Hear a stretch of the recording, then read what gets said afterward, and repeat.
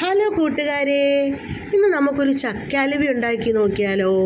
അങ്ങനെ ഞാനും എൻ്റെ വാവയും കൂടെ കൂടിയിട്ട് ചക്ക ഇടാൻ പോവാണ് കേട്ടോ. അങ്ങനെ ചക്ക ഇട്ടിട്ട് വന്നിട്ടുണ്ട്. ചക്ക പഴച്ചക്കയാണ്, കൂഴച്ചക്ക എന്നും പറയും. എന്തായാലും നമുക്കിത് നന്നാക്കി എടുക്കാം. നല്ല തേനിൻ്റെ മധുരമാണെന്നൊക്കെ പറഞ്ഞ് വാവ അതിൽ നിന്ന് ഓരോന്ന് ചേർത്ത് കഴിക്കുന്നുണ്ട് കേട്ടോ. അങ്ങനെ ഞാനും വാവയും കൂടെ കൂടിയിട്ട് ഇത് നന്നാക്കി എടുക്കുവാണ്. വാവയ്ക്ക് ഭയങ്കര ആഗ്രഹം ചക്ക ഹൽവ ഉണ്ടാക്കണമെന്ന്. എന്തായാലും കുട്ടികളുടെ ആഗ്രഹമല്ലേ, സാധിച്ചു കൊടുക്കാമെന്ന് വിചാരിച്ചു. അങ്ങനെ ഞങ്ങളിത് നന്നാക്കി വെണ്ണ പോലെ അരച്ചെടുത്തിട്ടുണ്ട്. പിന്നെ ഒരു അടി കട്ടിയുള്ള പാനിലേക്ക് കുറച്ച് നെയ്യ് ഒഴിച്ച് കൊടുത്തതിന് ശേഷം ഈ ചക്ക അതിലേക്കിട്ട് നന്നാക്കി ഇളക്കിക്കൊണ്ടിരിക്കണം. അതിലേക്ക് ശർക്കര പാനി ഒഴിച്ചു കൊടുക്കാം.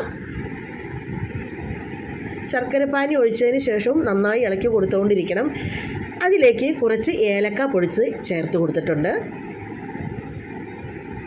ഇടയ്ക്കിട്ട് ഒരേ ടീസ്പൂണ് നെയ്യ് ഒഴിച്ച് കൊടുത്തുകൊണ്ടിരിക്കണം. എന്നിട്ട് വേണം ഇളക്കി കൊടുത്തുകൊണ്ടിരിക്കാനായിട്ട്.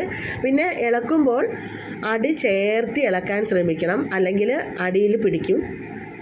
അപ്പോൾ ഇതിലേക്ക് ഞാനൊരു നാളികേരത്തിൻ്റെ പാല് പിഴിഞ്ഞ് വെച്ചിട്ടുണ്ടായിരുന്നു, അത് ഒഴിച്ചു കൊടുത്തിട്ടുണ്ട്.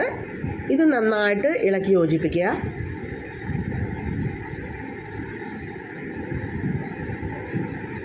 നന്നായിട്ട് ചക്കയും ഇതും കൂടെ കൂടി നന്നായി ചേരുന്ന രീതിയിൽ ഇളക്കി കൊടുത്തുകൊണ്ടേയിരിക്കണം. ഇതിലേക്ക് ചെറുതായി നുറുക്കി വെച്ചിട്ടുള്ള ഉണക്കമുന്തിരി ഇട്ട് കൊടുത്തിട്ടുണ്ട്. ഇതിലേക്ക് കുറച്ച് കാഷ്യൂനട്ടും ഇട്ട് കൊടുത്തിട്ടുണ്ട്. എന്നിട്ട് നന്നായിട്ട് ഇളക്കി കൊടുക്കുക.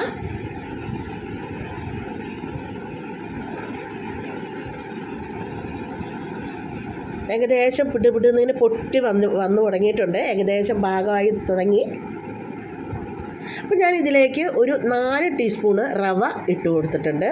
ചിലവരെല്ലാവരും ഇതിൽ മൈദ ചേർക്കാറുണ്ട്, ഞാൻ റവയാണ് ഇട്ട് കൊടുത്തിട്ടുള്ളത്. ഇത് നന്നായിട്ട് ഇളക്കി യോജിപ്പിക്കുക. ഏകദേശം ഈ പരുവത്തിലായി തുടങ്ങിയിട്ടുണ്ട്. ഏകദേശം ഒരു ബ്രൗൺ കളറാവണം. ചട്ടിയിൽ നിന്നെല്ലാം വിട്ട് ഈ ഒഴിച്ചു കൊടുത്തിരിക്കുന്ന നെയ്യല്ല ഇങ്ങനെ അടിയിൽ കാണണം, അതാണ് ഇതിൻ്റെ പാകം. അങ്ങനെ ഏകദേശം നമ്മുടെ ചക്ക ഹൽവ റെഡി ആയിട്ടുണ്ട്. കുറച്ചുകൂടി നെയ്യ് ഒഴിച്ചു കൊടുത്ത് നന്നായിട്ട് ഇളക്കി കൊടുത്തു. ഇതേപോലെ ആയിട്ടുണ്ട്. ചട്ടിയുടെ അടിയിൽ നിന്ന് വിട്ടു വന്നു. അപ്പോൾ ഏകദേശം നമ്മുടെ ചക്ക ഹൽവ റെഡി ആയിരിക്കുകയാണ്. അപ്പോൾ ഇത് നമുക്കൊരു പാത്രത്തിലേക്ക് മാറ്റാം. ചൂടാറിയതിന് ശേഷം നമുക്കിത് നന്നായിട്ട് മുറിച്ചെടുക്കാം.